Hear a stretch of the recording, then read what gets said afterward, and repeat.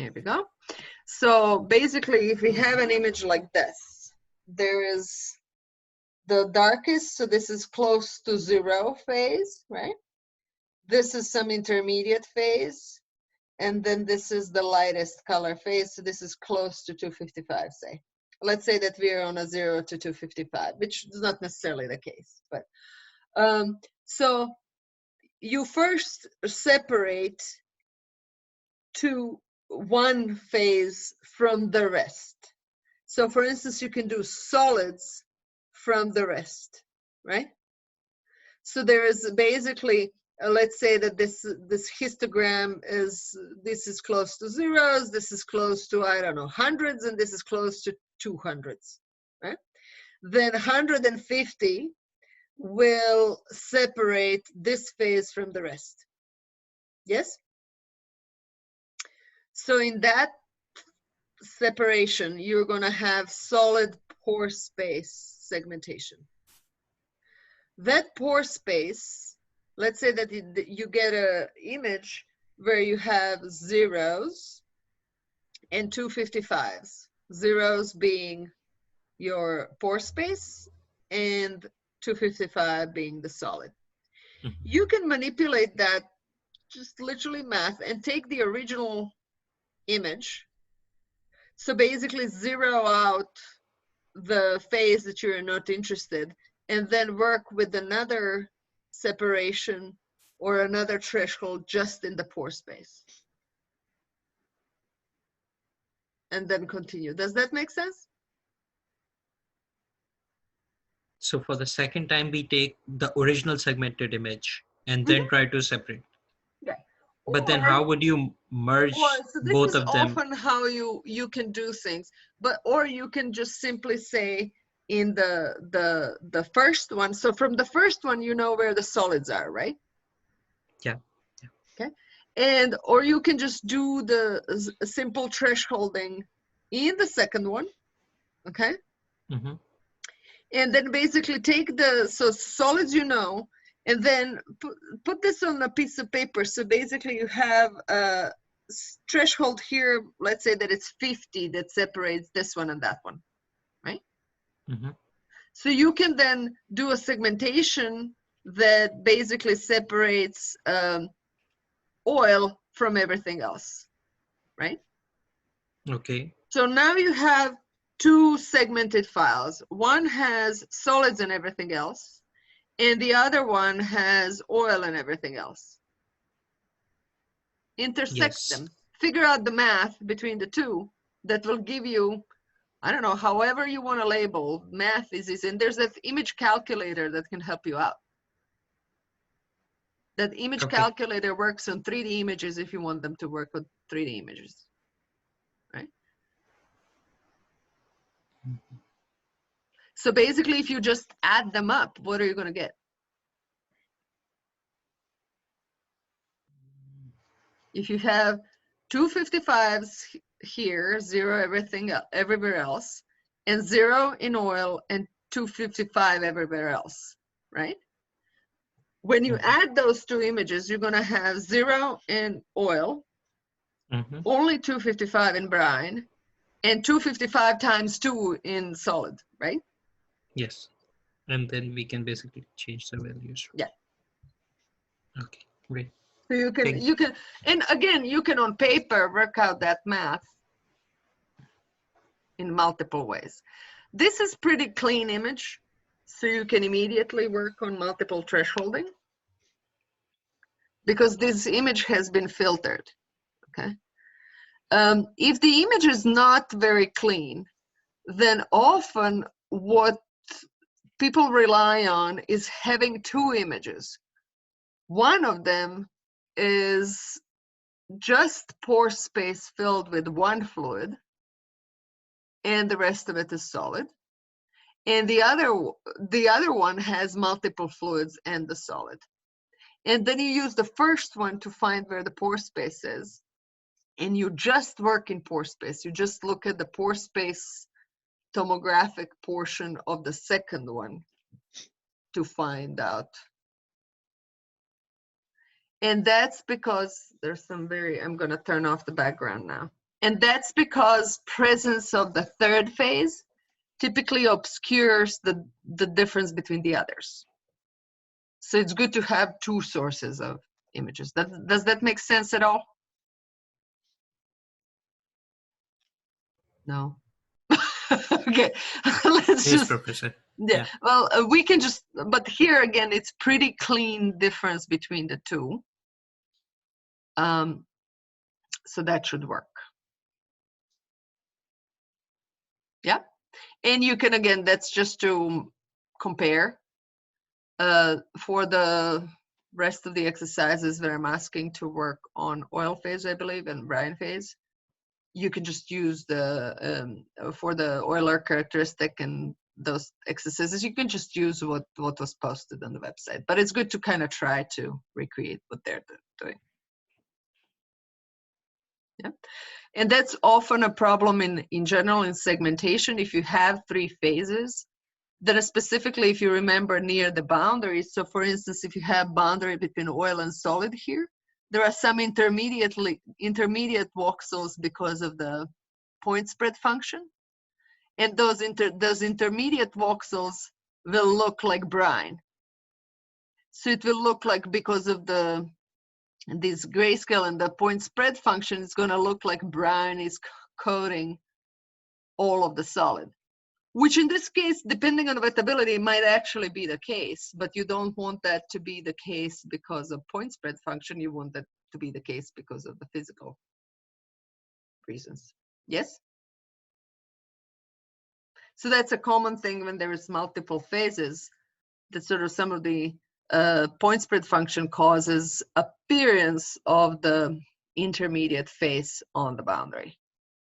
So for the cleanest result, it's actually good to, if you're imaging an experiment, such as in this case, to get the residual oil phase, they actually had to have the pore space filled up with the brine first, and then do the sequence of images. So basically, you image at the end of each experiment in terms of injection of fluids. Any other questions about the homework? Okay. Yeah, I have a question about 3A. 3K. Can you read it out? Yeah. So in that part, we have to erode the images in a step-by-step manner, and we are asked to plot the relative fraction of largest connected component versus erosion step.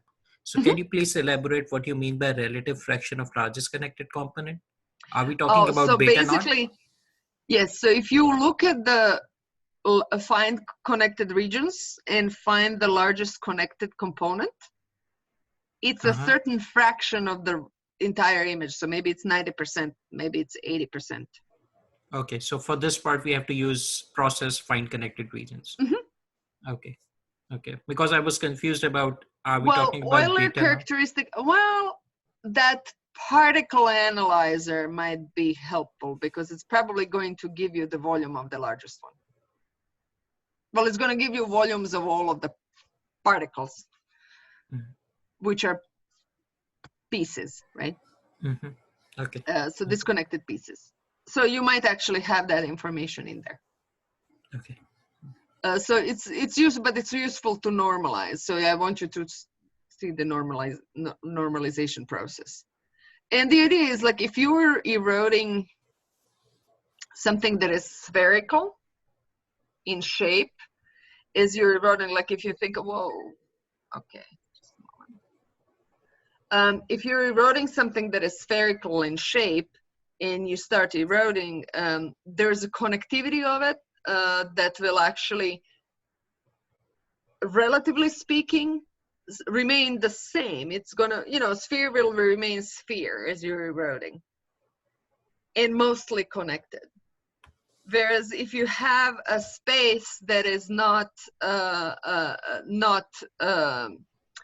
spherical, then it's a more complex shape. You're gonna start disconnecting pieces of it much more readily, and you can easily disconnect in half, right? If you have one thin connection, and that's gonna show up in that graph. And brine and oil, for instance, they appear in different parts of the pore space, so you're going to kind of disconnect them. It's so that they disconnect each other, and they have different shapes, so it's easier to disconnect them. Depending, it's easier to disconnect thinner phase than it is something that is thicker or more round. Does that make sense? Yeah. And but overall, porous media are not just spheres and little plates. So this kind of plays out in a very complex way, and one is trying to look at the overall effect of it. And you have asked us to like erode it in a step-by-step manner. So like how many times do you expect us to erode it? Like we can go on and on? You can go on and on, but not for too long. You can actually see from the distance field. So maybe you can, if you want to kind of speed it up, do 2 erosions or 3 erosions per step. But it's not, at some point, you're just going to disconnect. The moment you don't have a space that is connected, sorry, my sister is trying to communicate with me. The moment you don't have a pore space that is connected across, I'd say stop. Mm-hmm. Okay. Any other questions? Or does this mean that nobody else has started working on homework? Okay, well, I hope you did. Let me know if you have any further questions. All right, so let me continue. First things first, we have that question about medial axis, correct? Where I had two, there was MA test 1 and MA test 1A, and they gave different medial axis. So one was a TIFF file, and the other one was a PNG file. And I'm not sure what the confusion was. I claimed that they're actually different images immediately, and you were telling me that they were not. Is my recollection correct? It was the result of the medial axis was different. Yes, and my claim was that they're actually different images, and they are. Let's look at this. And I know that we looked at something in the middle of the class, and for some reason. Dr. Pradanovic, could you please share your screen with us? Ah, that little detail. Yes, I could. All right. So this is my MA test 1. And when I do, let me do a little bit less smaller image, okay? And when I do histogram,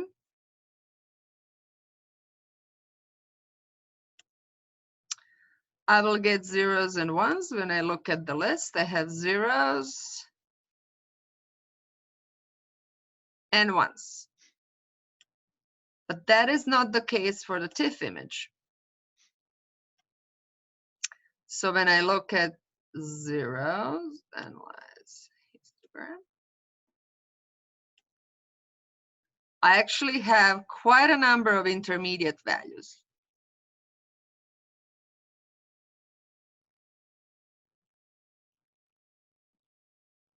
So effectively, what this image is, when you segment it, it's different from the other one, even though they appear the same.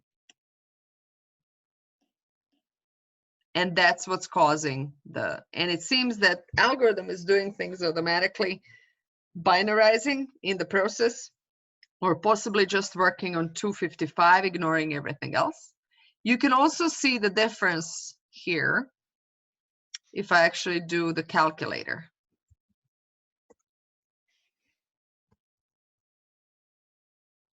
Run. So I can do exclusive OR. Even exclusive OR actually of these two things will give me grayscale differences. Do you see them? Yes. And they're right near the boundary, and that's the most sensitive part for the medial axis. And that's why one of them will cause more of these branches going to the boundary and the other one not. So a deceiving appearance. And part of it is that the stiff image, it's an 8-bit image, but it's still, it looks black and white, but in the process, one was created from the other, and one of them was actually properly binarized, and the other one was not. And this one has more kind of in-between values.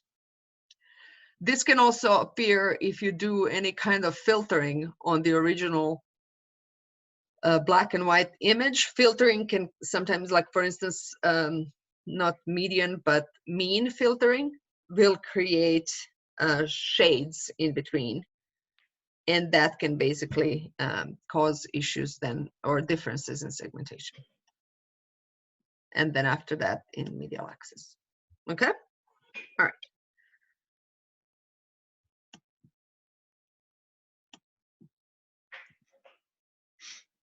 So now we are actually going to proceed to a new topic. I will first, so I am calling this topic pore throat networks. So we made a point last time that medial axis is kind of our way of like looking at pore spaces as tubes of tubes moving through my pore spaces, and basically conceptualizing porous medium as a network of tubes. However, medial axis in itself is not equivalent to tubes necessarily, because I could have medial axis paths in the middle of the pore space, like multiple of them, and actually I have a larger pore space opening. For instance, if I had medial axis of this image that is behind me, I would have basically multiple kind of paths going through, and in 3D, literally sometimes looking like this. And that's not necessarily, I want this to be declared a pore within. So I need to find a way still somehow to process the image to get this representation of tubes going through pore space.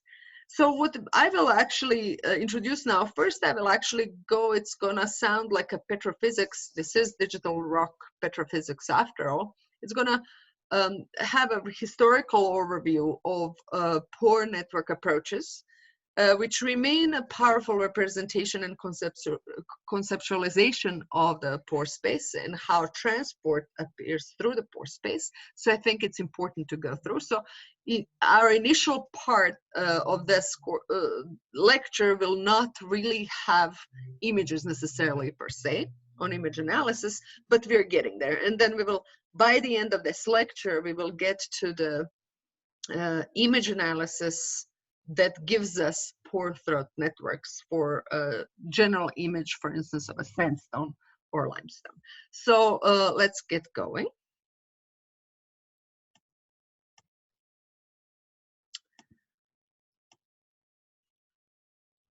So historically, the first work by Schlichter was the one that created this idea of a pore. And basically, he looked at the unit void in a regular packing of spheres. And this is something that you probably in your petrophysics class, this is one of the first things you're analyzing, regular packing of hexagonal spheres and sort of this replicated pore throughout that porous medium. And then you can imagine sort of like this one unit pore that it repeats. What he did is he said, okay, I'm going to have a bundle of tubes that are going across the porous medium, and they're going to have a triangular cross section, but I'm going to have a single throat size. And I'm going to immediately point something relatively obvious, but not so much. Pores and throats. Often what we refer to pores and throats, especially when related to image analysis, is not necessarily clear what is throat and what is a pore. Conceptually speaking, and I'm going to refer again to the image behind me, I have a pore here, and then I'm going to look at it as this two-dimensional image. I have a pore where most of this oil is pore. And then I'm going through these thinner parts, and those should be my throats. Okay. Now, if I'm conceptualizing this and flowing through, what really constricts the flow are these throats. So really, in terms of permeability and looking how a flow is constricted, only these throats matter. The volume that is mostly contained in here doesn't really matter that much.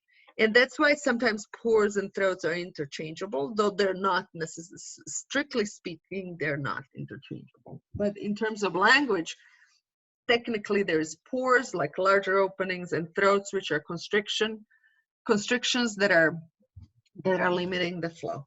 Okay. Now, if in this bundle of tubes, technically I have only one type of an object, so it's both pores and throats. So all of my volume is constrained in these tubes that are crossing the medium, and they have a triangular cross section. This is also the first formula that relates permeability to this pore level geometry. So there's this average pore that is replicated, and this is the first formula of the type that where you basically have square dependence between the diameter of that pore or throat and the permeability, and this is something that repeats in multiple other formulas. Now, Leverett basically combined permeability and capillary pressure. Is everybody familiar with the Leverett curve? I'm gonna, Yes. unless I hear from everybody, I'm gonna assume that's a yes. So he introduced what's called the J function, which is normalization of the capillary pressure curve. So he said, okay, square root of permeability is excellent candidate for a characteristic pore size, and that essentially comes from this relationship, but you could also do that by assuming bundle of tubes going across the porous medium. And then, and this is something that is also evident from just permeability. If you want to consider a single tube and look at its permeability, you will find this.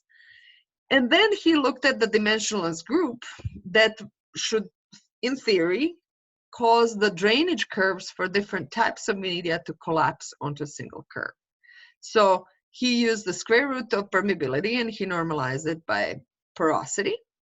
And then he also normalized the capillary pressure with interfacial tension and cosine of the wetting angle. And this worked rather well for a lot of media and provides quite a good insight. So basically this is what he did. There was this multiple curves that had lots of data that was kind of spread around, but then the normalizing them kind of makes these curves that are kind of much similar. And this, to this day, we use that conceptualization. If I ask you to draw a capillary pressure curve for sandstone or something, you will technically follow Leverett's lead and kind of show some normalized behavior. So this bundle of tubes model, you can extend this slitter idea of an average tube where all of the tubes were of the same size, some sort of magical average size, pore size, to a selection of tubes that range in sizes. And my pore space of a porous medium is conceptualized as a bunch of, let's see, how does this, bunch of tubes. This is funny what this thing does to my hand. Bunch of tubes going across the medium. And this is a forerunner of classical network models that we're using today. So it was used by Washburn in 1920s. There was that imbibition model that you have all worked through in petrophysics class. And Purcell in 1949 basically related or extracted the range of radii for this bundle of tubes from a capillary pressure curve, and then use them to predict permeability, which is relating, permeability is not, those are two different things that we are actually measuring. So it's a pretty powerful relationship if one exists. Okay, and key element in that measurement is basically measuring distribution of pore sizes and then using this bundle of tubes model to calculate permeability. Okay, now to get permeability of the entire medium, we need a flux through a tube. Well, we have that. This is taken from the Bird, Stewart, and Lightfoot book that we use in transport phenomena, either on undergraduate or graduate level. And you know that shear stress is linearly related to radius of the tube. So this is cross-section of a cylindrical tube. This is plot of shear stress. It's maximum in the middle. It's maximized on the sides, and it's minimum in absolute value or 0 in the middle. That's where the derivative to this velocity distribution is 0. And my velocity distribution is this parabolic function of radius. Okay? So we have the formulas. How would you now get a flux, volumetric flux, through this cylindrical tube that I'm looking at the cross section of? If I'm looking at the volumetric flux, how would I obtain it from this velocity distribution? Any ideas?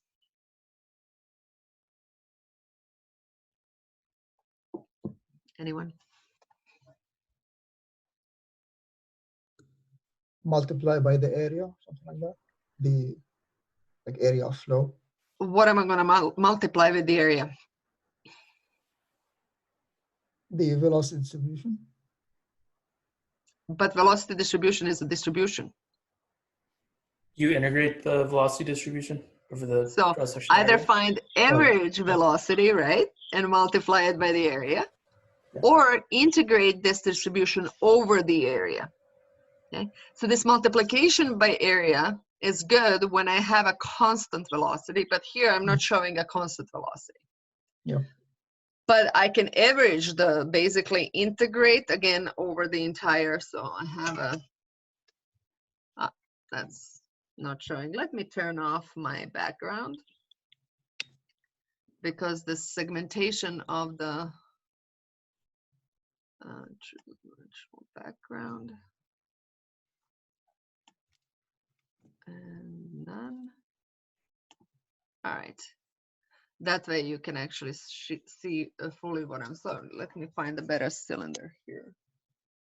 Okay, this will do. So I have a pencil, right? So I have to integrate over this entire area, right?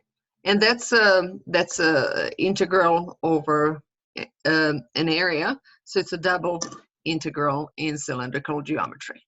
Okay? But that will either give me the average. If I just integrate velocity, I'm going to get the volumetric flux. If I divide that volumetric flux by area, I'm going to get the average velocity. Okay. So in essence, we can do that, and especially when I have the formula, so that basically I can get what the flux is in terms of radius. And that's actually done here. So essentially, if I, okay, just a moment, my settings are in the way. Okay, I'm posting this. All right. So if I do that, I actually get the flux through a single duct, which is basically a function of radius, as well as the applied pressure or pressure gradient, however you want to look at it. So there is an area here built in. There's a radius. So radius is both area and the additional radial function give me r to the 4. And then PL minus PR over L is essentially my pressure gradient. And I also have mu, and P over 8 are simply something that relates to the shape of this tube and would be slightly different if my tube was not cylindrical.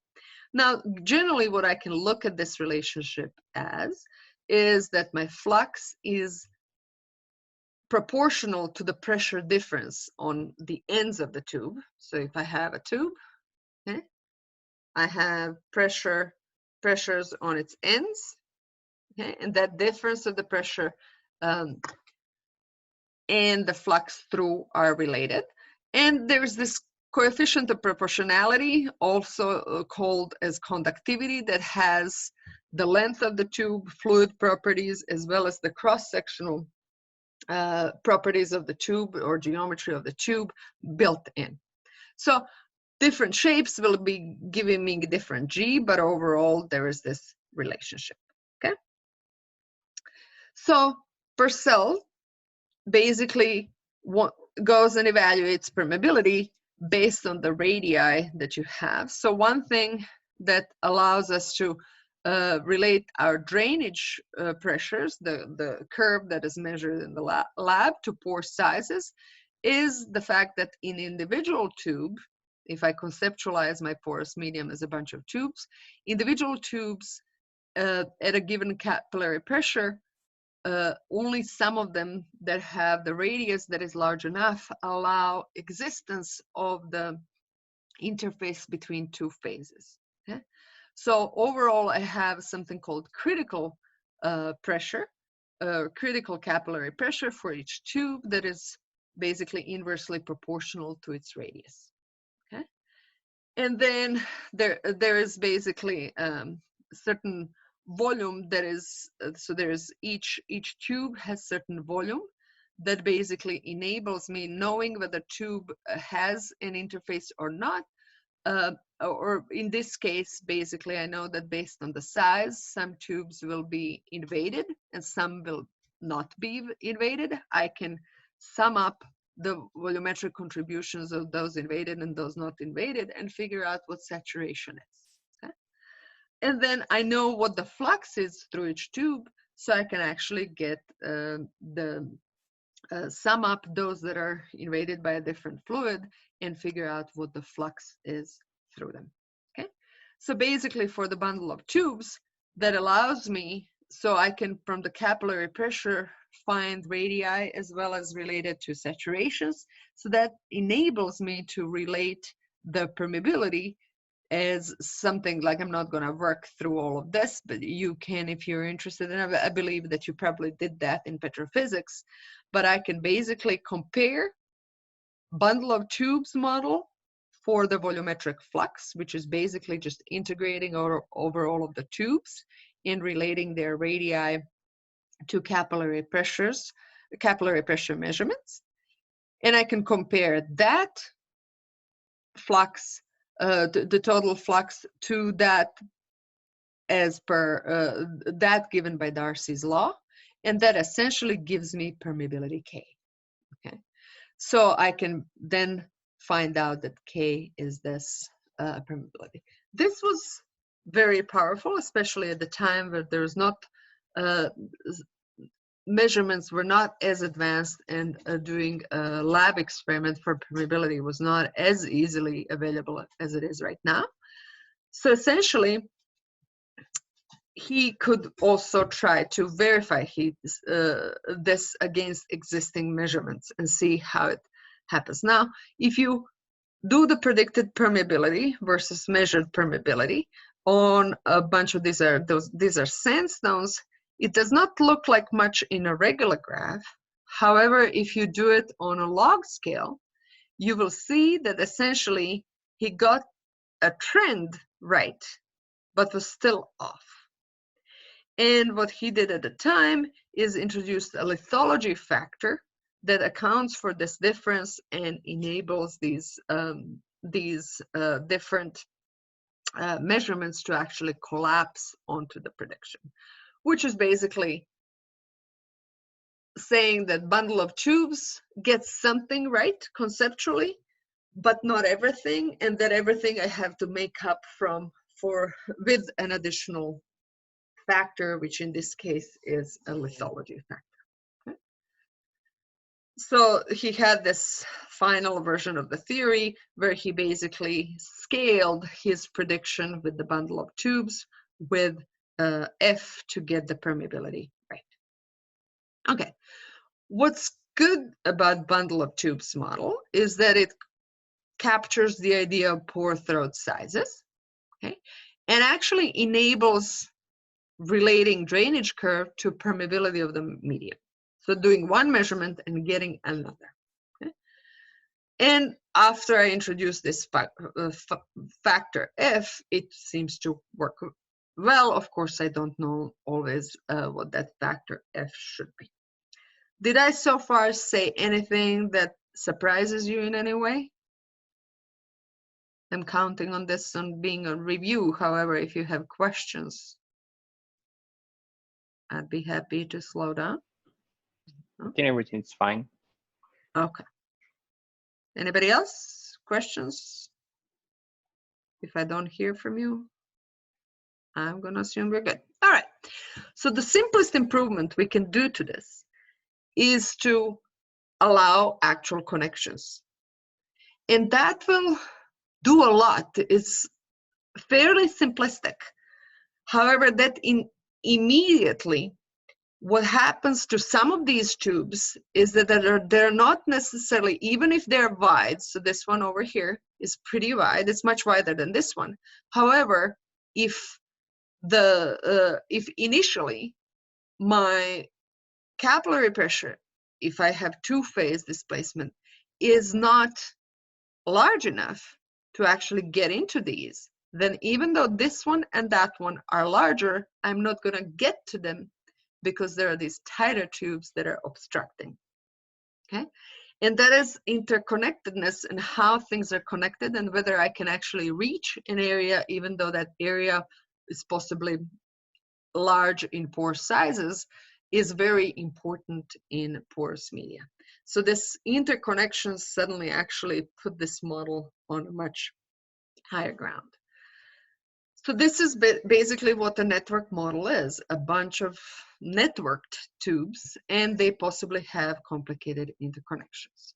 So my cylindrical tube still can remain a block and the basic building block, and I can easily vary the cross section. That is not necessarily the problem here, especially not for permeability.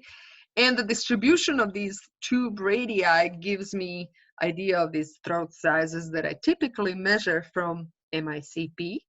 So I can, it's a measurement that is relatively easy to obtain. Okay. Now,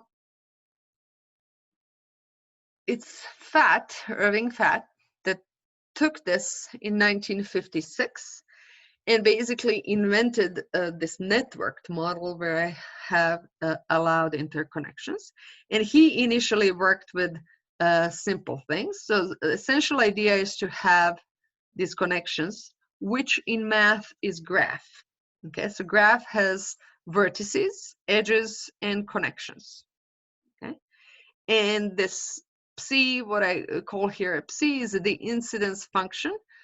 It can be expressed in various ways, but basically it's knowing which vertices are connected with edges. And that can be done via matrix, or I can simply have pairs of vertices that define my edges. Yeah. So basically I need to actually get a graph. I have to take these edges and put them in between vertices. Otherwise, I don't have a graph as a mathematical concept. Okay, so what Fatt did in 1956, he looked at 4 different lattices. The square lattice. So first one was a square lattice, okay? And he allowed different radii. So this is the connectivity map of it. However, on the small scale, he allowed different radii to flow into a connection here, and that connection is what we would call a pore. And there are these tubes connecting to it. Okay? Now, the second lattice that he looked into is a hexagonal lattice, and that one had the different connectivity. So you can see that actually at each node, I have 3 connecting pieces. And again, each edge is cylindrical tube. And then he also doubled it up and allowed the shift didn't happen very nicely in my presentation, but essentially you have suddenly one node with 6 connections, and some nodes have 3, but some nodes have 6. Okay? So key ingredients of these networked models is I still need flux through that single tube, which we have for cylinder, for instance. I need a graph of how these tubes connect, and I need some sort of idea of what their radii are. And I then need to figure out what to do with connections. And in terms of permeability or flux of a single phase through my network, I need to do a balance on each network node. Okay.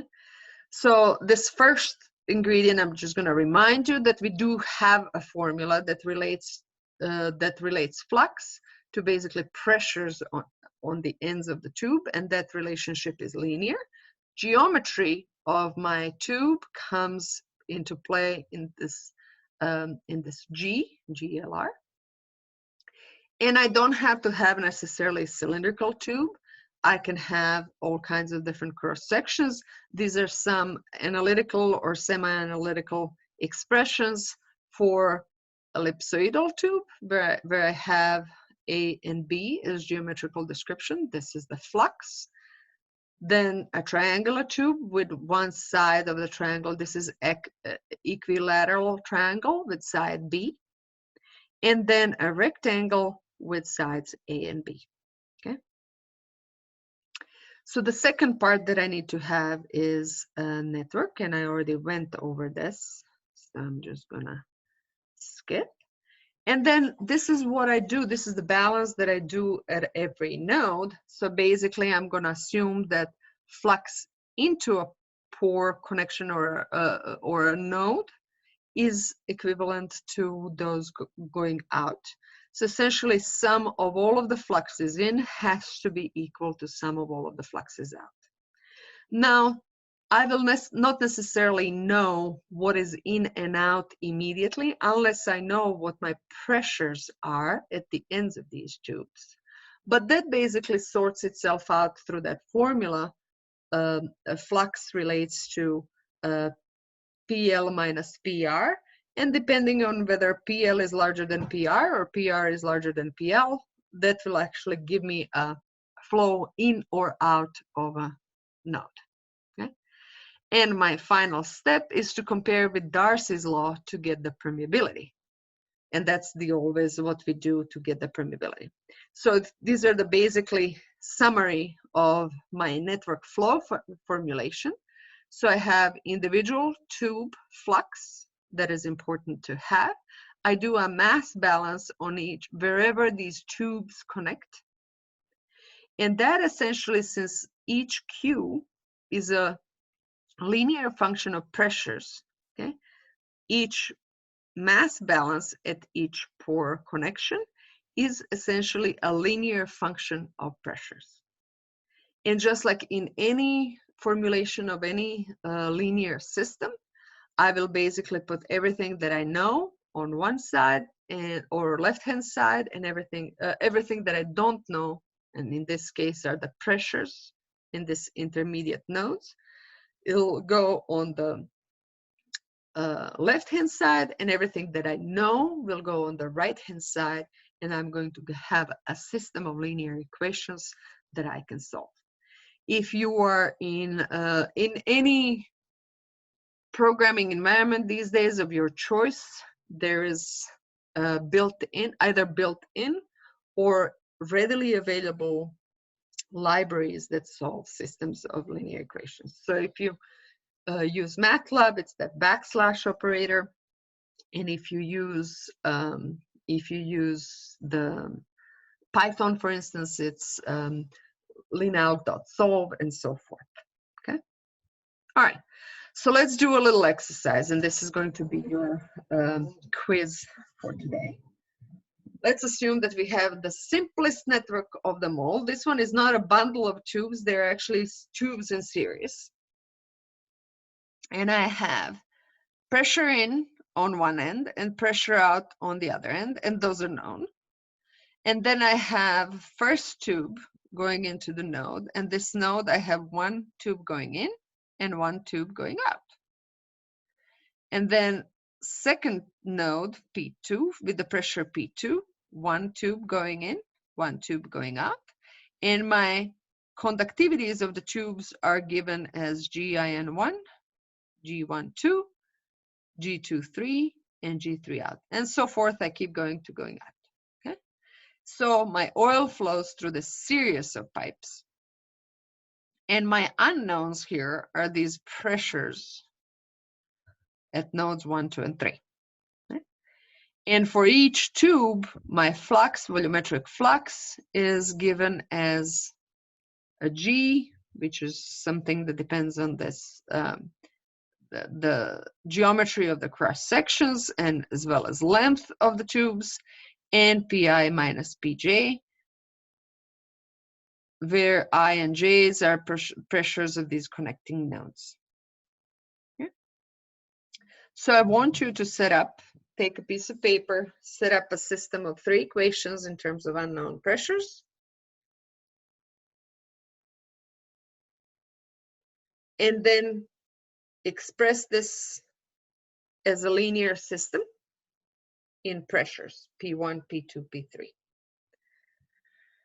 So I want you to come up with AP is equal to B, where A is matrix of coefficients, P is the vector of pressures, and B is whatever is on the right-hand side. So everything that we know is on the right-hand side.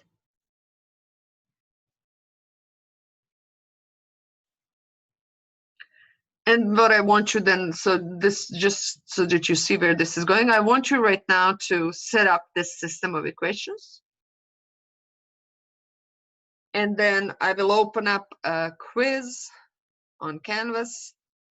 And if you're working in MATLAB, you can use backslash operator, otherwise NP, so I'm gonna say, or in Python, use np.linalg.solve, or solve by hand for that matter, 3 by 3, good old Gaussian elimination if you'd like, with these numbers.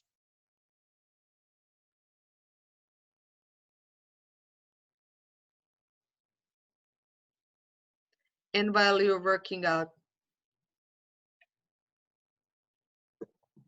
on this system, so I would like you to first set up a sort of a generalized system and then just plug in these numbers.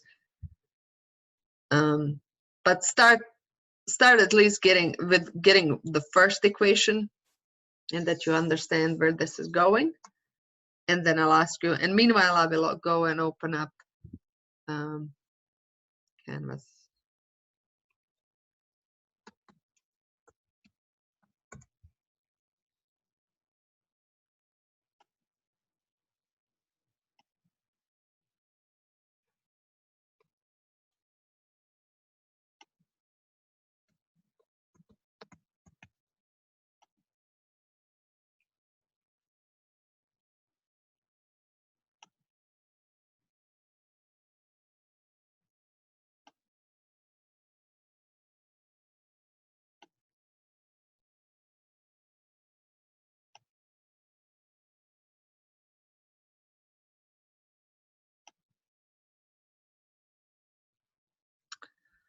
Actually, I'm just going to make it a regular assignment.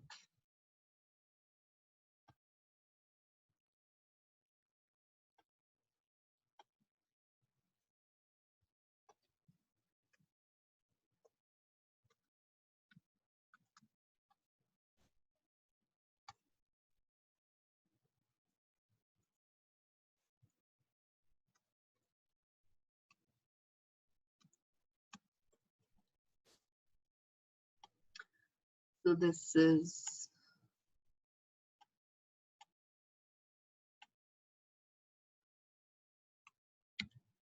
what I want you to answer is these 3 questions.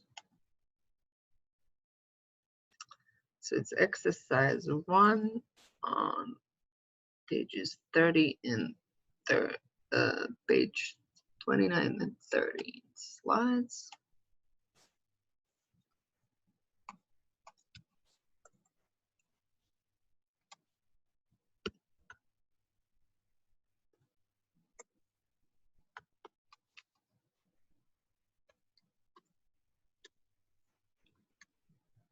Have you figured out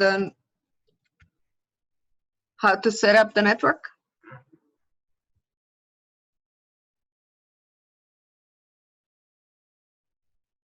Does anybody have any questions?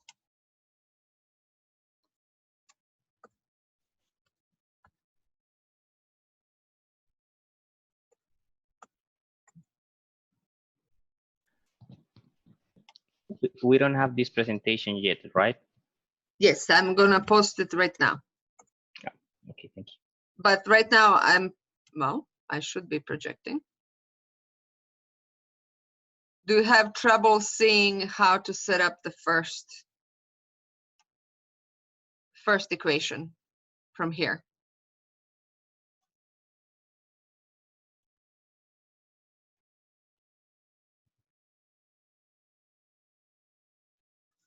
What is flux into this node?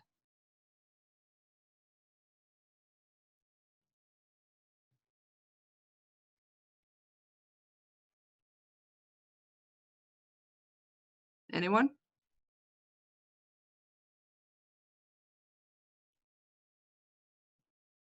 The flux, volumetric flux, is this GIN1 .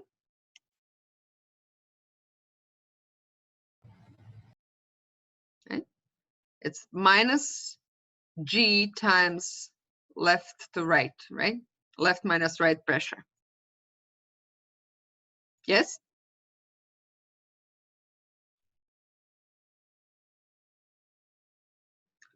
So minus GIN1 times PIN minus P1 has to be equal to minus G12 P1 minus P2. Does everybody agree with me?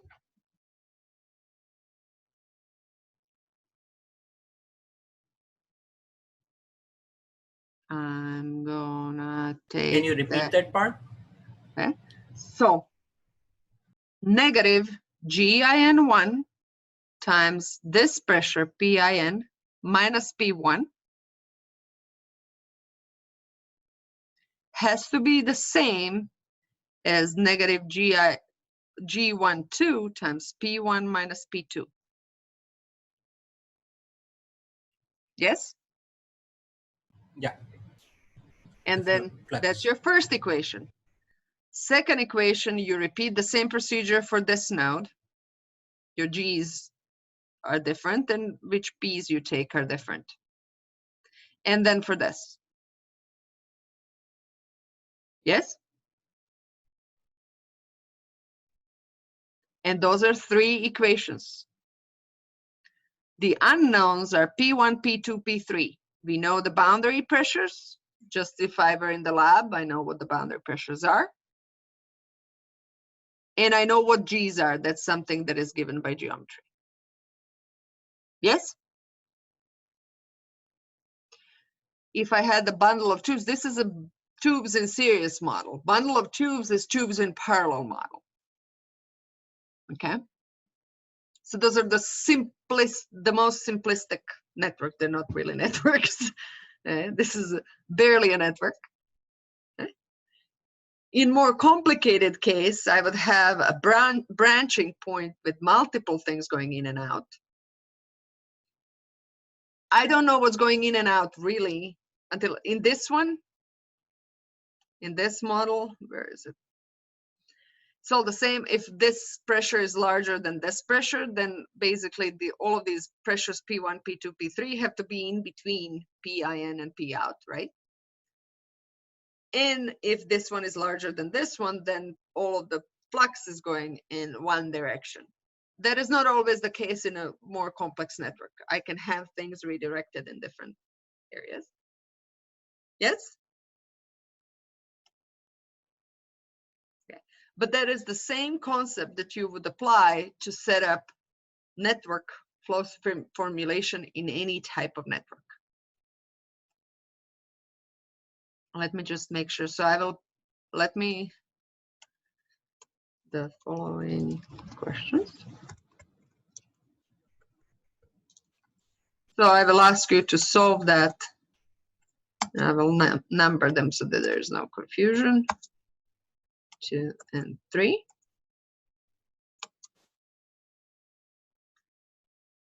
Now, just conceptually, what is the relationship between flux through each tube in that series and entire network?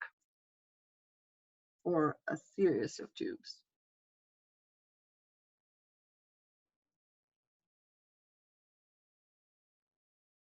Is Would be the flux, same they're the same, because if I'm steady series. state, they better be, right? So if it's parallel network, then we have to add, right? Yes, correct. Okay.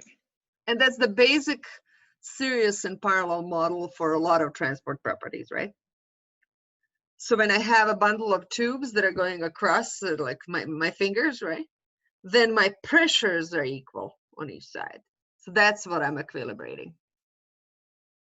So pressure on one end is equal to the other. So pressure drop across each tube is, and presumably the length of each tube, so pressure gradient in each tube is the same. However, in series, that's not the case. They kind of like, the smallest one will constrict the flow. Yes? And the pressures are different. They kind of add up to the entire pressure difference. Okay. So those are the end members of the network models, this series and parallel. They're the most simplistic, but in between, the complexity arises in between when I have these different connectivities of tubes in between. All right. So this is to just give us the feel. Let me just post this points 100. You can work these things on the paper while I'm posting. And I'm gonna say text entry to everyone due sometime tonight.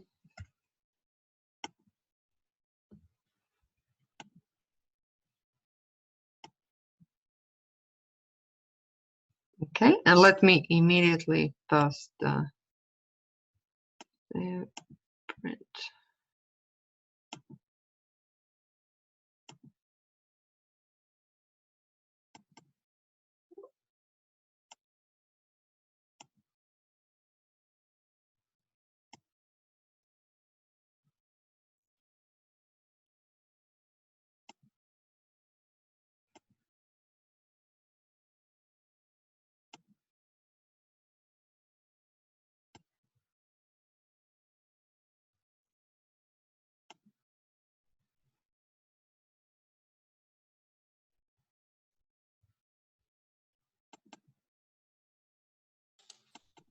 So quick question. We said that the flux through each tube is the same as the flux through the entire network, right? That's correct.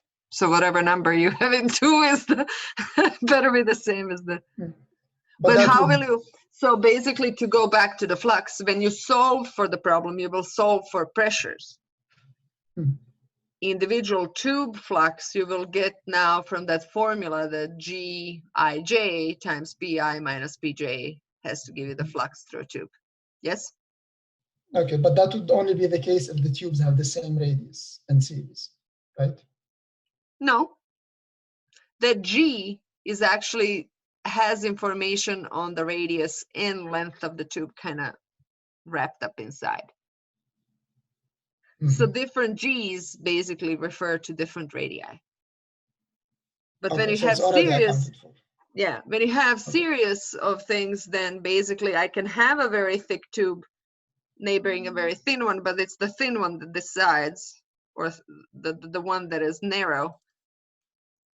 That's the one that decides what's the flux that can go through the overall network. Right, right. Yeah.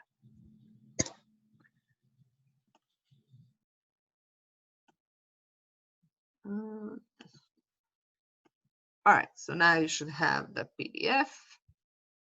All right, you're set up for tonight. Now let's move on with our discussions of the networks. I want to also point out that this simplest this idea basically generalizes to any other types of transport and not just flow, though we will talk mostly about flow. That's quite frankly the hardest one to talk about, and then the others can be similarly described. It's this network model of transport that basically has this idea, underlining idea of resistance networks. So if I had electrical current, and I apply a voltage difference across, and I have a bunch of resistors, the similar idea will basically translate to the transport of electric current. So in general, I look at the steady state transport through a lattice of some sort of elements. Those elements have a simple geometrical description, and that geometrical description allows me to get an analytical formula for flux of whatever it is that I'm trying to transport from one side to the other. So when I apply the driver for this flux, so if I have electrical current, the driver is the voltage difference. If I have flow, then that's going to be the pressure difference. Then basically that pressure difference or voltage difference applied across the networks and is applied across the networks. I have for each individual element, I have an analytical formula. However, how they connect really matters, because at steady state, whatever flux of whatever it is that I'm transporting comes in has to be the same as what comes out, okay?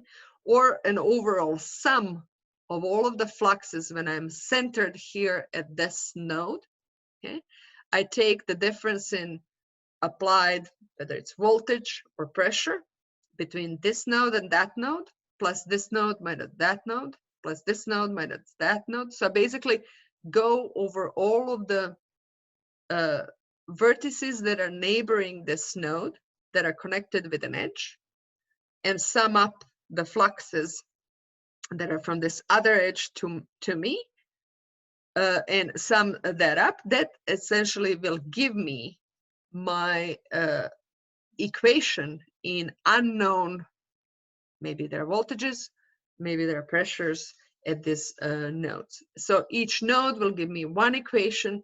I solve the system of equations simultaneously, and that gives me the all of the local pressures or local voltages across this network.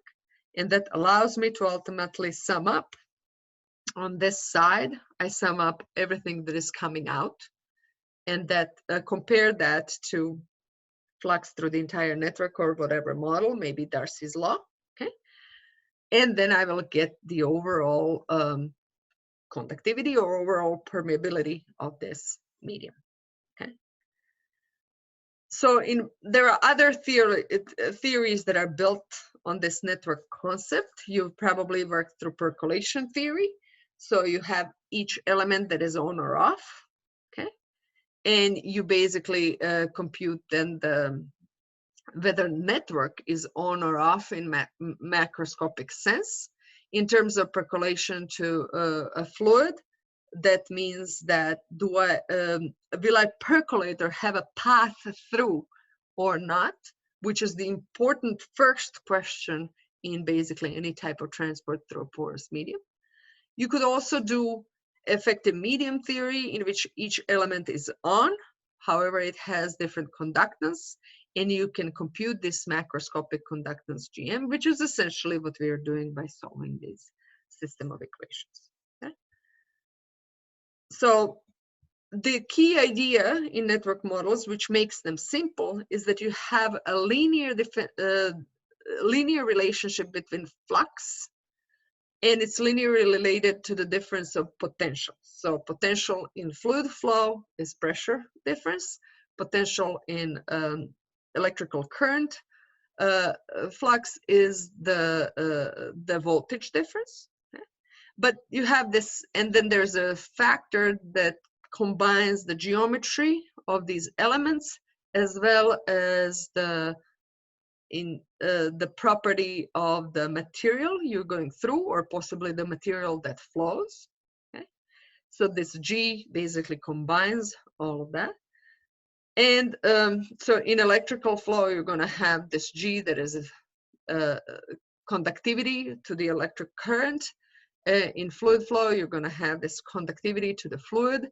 And in mass, you're going to have something that describes diffusive properties. So, for instance, we already commented on this formula for conductance to a fluid. In electrical conductance, you're going to have sigma times A squared for a square duct, A squared divided by L. Okay. And in diffusion, you're going to have a diffusion constant times the area of the triangle, in this particular case, divided by L. And I changed the elements slightly just for fun. Okay. Now, this can also be applied to two-phase flow displacement as an idea. Okay. In drainage, I'm going to invade, so let's say that I have a pore occupied by a non-wetting fluid and pore occupied by wetting fluid. I'm going to actually invade this pore during the drainage if my capillary pressure is high enough, which is related to the cross-sectional properties of this tube that connects the two of them. And that's essentially what we apply when analyzing MICP.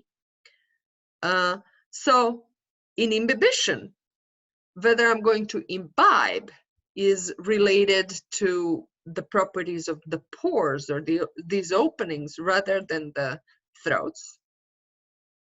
And I'm going to invade this pore with the wetting fluid, okay, if certain property of or certain critical radius or critical curvature of this pore applies. So for drainage, it's these tight constrictions of throats or the tightest spots, which are defined as throats, that define the behavior in drainage. And in imbibition, it's actually properties of these widest areas or pores that define, in the most simplistic way, define the behavior of imbibition. Okay? We're going to comment on that a little bit more, but let's now move on with the single phase properties. All right. Now, how would I, in two-phase flow, get hysteresis? We know in capillary pressure that I have drainage and imbibition hysteresis. How would I get that in this network concept? It's basically this connection between tubes that allows me to describe hysteresis in between drainage and imbibition, or certainly one of the players. So if I had two parallel tubes, which is my bundle of tubes model, there's no way I can get, if they're cylindrical tubes, there's no way I can get hysteresis. I'm going like a piston through, like either in or out, and that's it. There's not much in between. I'm going at the same curvature going in and out. Now, if I had actually connections between the tubes, then I will, so for instance, you can monitor here the hydraulic head. Oops. Why am I going back? Okay, now I'm going forward. Then I could invade here. Okay. When I'm going back, my retreating meniscus could cut off certain portions of the tube. Okay. So I'm going to basically invade and retreat at different capillary pressures, which is essentially what we are seeing in hysteresis of the drainage and imbibition capillary pressures. Another thing that could also cause hysteresis is converging and diverging tubes. Now, that's not necessarily captured in the single tube, but basically, as I'm invading a single tube, through this bulging portion, I'm going to invade and retreat at two different pressures simply because of this opening. Okay, so those are two things that allow you to get the hysteresis. Now, residual saturations can happen when the pore in these networks of tubes can happen when I basically, if I have conceptually these two large tubes and a very tiny tube that connects them, okay? I'm going to drain first this one and then this one as well. And then on the retreat, I'm going to retreat first from the larger ones and then from this bigger one.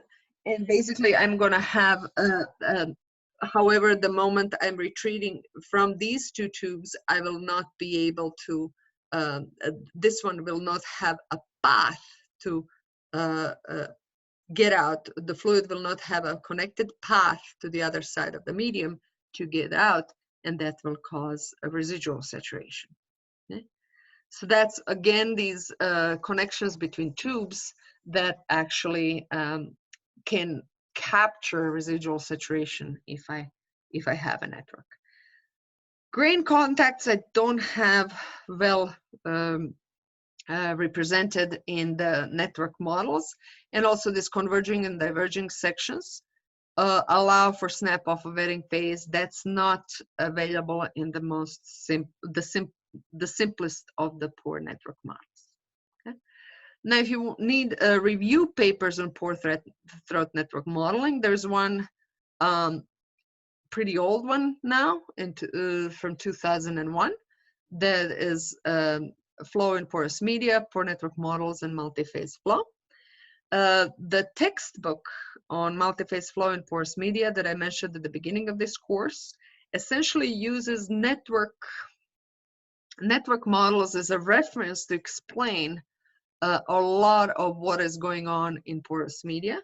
However, what it also complicates, what I described mostly so far in this introduction, is assuming that these networks are cylindrical tubes. Having triangular cross sections allows varying phase to remain in corners, which is important for multi-phase flow. And there's quite a bit that can be described in terms of how multi-phase flow happens using this conceptualization of the networks. So they remain an important concept in explaining essential things that we see, or essential properties of multi-phase flow in porous media. Okay? And then there is another, this is a review from 2012, that's another paper that should be easily available. Okay? And then I've done a whole lot on pore network modeling for unconventionals, because that's a first step in describing in porous medium, especially when we don't know much, which is the case in unconventionals, and those are listed here. If you want to know more, let me know. These are mostly on single phase and gas flow in porous media. I'm going to stop here, so we're going to do network construction practical examples next. So I'm going to stop here for today and continue on Wednesday. Any questions?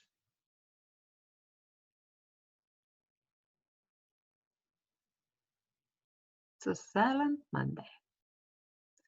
I owe you quite a bit of grading, so I'm going to start backwards. I'm going to comment on your midterm papers first. And you will by Wednesday get those, but I'm hoping to complete all of the grading by Wednesday. I did way less over the weekend than I was hoping to complete. Just a quick question for the submission today. Mm-hmm. So is it working? It's just, yeah, it's just a text field, right? So we just tell you like P1. Yeah, just tell me the answers to those three questions. Okay. Yeah. Okay. Way simpler, and it's not that many. It's not that many of you. It's easier to actually grade that way than going by automating the process for a class of 7 students is not. It's straightforward. It doesn't have the same benefits as it does for a class of 70. You want straightforward answers, right? Not too many. Yes, and I want you to use those numbers. So I want you to go and use a solver, whatever it is that you find easier, MATLAB or Python.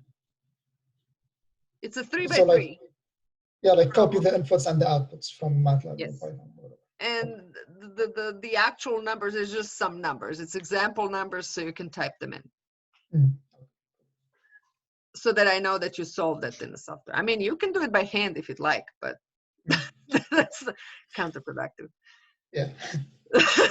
So, anything, you know, beyond 3x3 that you're solving in the introductory linear algebra class is counterproductive. You gotta know how to find a good solver. Mhm. And at the graduate level, I expect you to know where to find a good solver. Okay. Okay. All right. Okie dokie. I see you on Wednesday. Thanks. And I can stay online if anybody has any questions. Yes, I would like to. Sure. I just wanted to ask you, maybe you have the chance to maybe schedule like a office hour meeting. Unfortunately, I cannot do it right now because I have a another class to attend. Okay. What is a good time today? Today, kind of, because I have class later and then I have office hours for my Okay. TA. How about tomorrow afternoon? That sounds great. Okay. Anytime tomorrow afternoon or? I only have class 2 to 4, so after 4, I'm Okay, let's do it 4 o'clock. okay. Perfect. Did you And want me I'll to? send you a Zoom. Awesome. Thank you. That's gonna be a new word in our dictionary. Just like Googling became a word. I will Zoom you. So I'll send you a Zoom invitation. Okay. Thank you. Uh-huh. Anybody else has any questions? Can other people join that Zoom meeting, or is it just a personal meeting for Javier? Well, I don't, Javier, do you mind if other people join? No, I don't Okay. care. I mean, it's just some doubts that I have from the prior lectures. Okay. So it's That's pretty much it can that. be then open to anybody. So I'll just send everybody a invitation for office hours. Danny, does 4 o'clock work for you then? Yes. Tomorrow? First one. Okay. So we can all learn from everybody's questions. Excellent. Exactly. Okie Thank you dokie. again. I see you via Zoom tomorrow. Okay. Thanks. Ahad, are we scheduling time with Christoph anytime soon? I'm talking to Professor Christoph tomorrow on, so we are still having some trouble setting up that computer. Okay. There's some updates that needs to be installed. However, Christoph is the root user of the computer, you know, so I cannot do it from here. So Okay. me and Christoph are gonna figure out some stuff, but I'll let you two yeah. figure it out then on your own. Okay. Okay. I'll let you know once everything is set up and things are ready. Okay. I'll shoot you an email. Sounds good. Faizan, did you need to have more? Maybe I'll send the invitation, Zoom invitation for office hours to everyone. So whoever wants to join Sure, can perfect. ask whatever other questions they have. Sure. Okay. Sounds good. See you tomorrow. Thank you.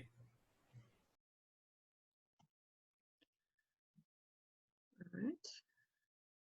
And the meeting now.